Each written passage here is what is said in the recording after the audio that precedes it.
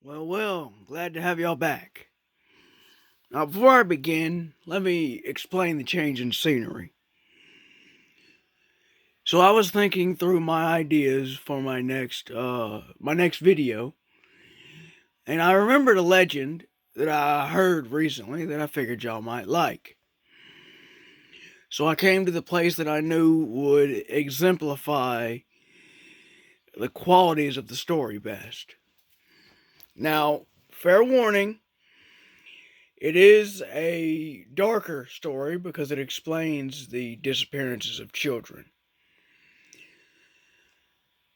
Now, to tell you where this story is, off in Ireland, there is a place called County Sligo. And nearby, on the edge of that county, there is a lake called Lough Gill. It has a few different forests surrounding it. But on this lake is roughly 20 different islands. One of them, in particular, known as Innisfree or Glencar, depending on where you heard of it, inspired two very famous late 19th century poems, which in turn inspired several stories and books and even some movies. Now, according to legend, this island is supposedly home to fairies. And I'm not talking about the tiny, playful kind. I'm talking about the kind of average human size that are rather aloof, if you will. Really determined when they find something that piques their interest, rather. And according to legend, these fairies would travel across the lake to the surrounding counties and the surrounding areas, seeking out young children. Mostly it was young boys, yes, but there were some young girls that were targeted. Now, I'm sure you're asking yourself, and likely asking me, how in the world is it that fairies can steal away young children? Well, before you start screaming at me, either through the comments or through your phone, allow me to explain. See, young children are, well, they're really tempted by things of extreme beauty, or if they're looking for something and they find it and it's uh, no effort required, they really enjoy it. And as you know, young children enjoy spending their times entertaining themselves however they can. So these fairies would find young children, and they would offer them baskets full of berries, full of very colorful cherries, and honey from beehives, all these different kinds of delicate foods. Now, you may be wondering, why would they offer them those foods specifically? Well, you see, in the late 19th century, especially in Ireland, these items were very hard to find or very expensive. So the only ones you would see taking the time to seek them out would be young children and hermits, those who sought to live away from society. So these children would often be targeted while they were off by themselves or wandering around the hills and fields around there, the hills around their towns.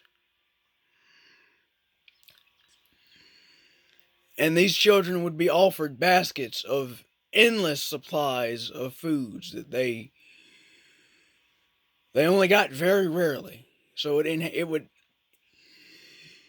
when they saw these endless supplies of foods and were told, have all you want, there will still be more, it's free, just eat all you want. And they're told this by creatures that were said to be the fairest creatures in the land, and very few mortals, if any, ever got the chance to see them. So that's if we're ticking off boxes of getting someone's attention, well, those are 2 boxes already. And as easily entertained as most young children are, these fairies would offer the children the chance to play rather wonderful games with them. And they would tell these children, if you would come across to this island, to the island that I'm from, the one out there in the middle of the lake, why, we can have a splendid time. The one example of a game that they were offered to play is searching the rivers of the island for slumbering fish, and influencing their dreams by whispering in their ears. Now, to a child, and even to some of us that are older, this seems like an amazing opportunity to have the power of a god in terms of influencing creatures simply by whispering to them. Because these fairies have helped you find fish that are sleeping. Now, these children, I'm sure you can see now how these children would be entranced and beguiled. For these creatures of true beauty had food for years. They offered friendship, companionship. Whoever you were, they claimed to understand you perfectly. And they offered the chance to play rather wonderful games. And so these children would follow these fairies across the lake to the Isle of Innisfree, or Glencar, however you're partial to calling it, and spend their days there, exchanging their past lives for the waters and the wild of the island. Meanwhile, their family, their friends, would wonder what happened to the child. And deep down they would know. And they would question themselves, is it possible that these fairies of legend have kidnapped our children? Now, even if you take nothing away from this, and even if you simply listen to this tale and take it as a tale, I would advise you, if you ever go to Ireland, or if you happen to be watching this from Ireland, you'd best steer clear of the Lake of Laugil and the island of Innisfree. For even if you don't believe in it, even if there is evidence of them not being real, and some people have found out what's on the island, consider this. That island is about 5 miles long and 1 mile across, I believe. And it's got hills on it, and it's rather leafy, covered with trees and bushes and such. Hills were often said in past times to be homes for the Fae, where they lived underground, or gateways into the magical world where Fae could step through, Fae, fairies, and such of the like. And who's to say if they are real, and the next time they venture across that lake, who's to say their next target won't be you?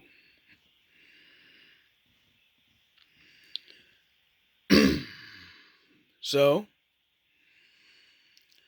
I hope you haven't taken this too serious, as this channel is simply meant to tell stories in a more of a joking nature. But if you do choose to take these words to heart, then, well, the way I see it is good for you, because you've learned to be wary, not just of your surroundings, not just of other people, but of stories.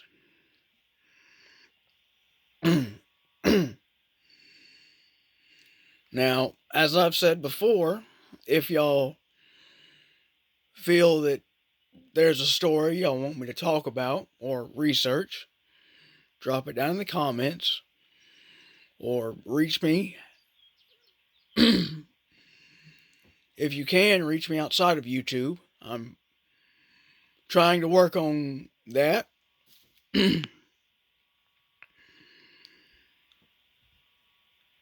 If you do drop a story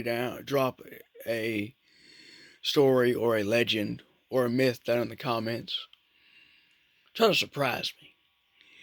As most of you know, I honestly don't care if it's a different religion, what time frame it's from. I'll research it just the same, even if it's Islamic, Hinduistic, Inuit, Native American. So put one that's real out there, if you think of it. And if you know anyone that would be interested in my stories, in my tales, or that has some of their own that they'd like to hear my take on, spread the word. They may like it. Till next time, y'all stay curious, but stay cautious.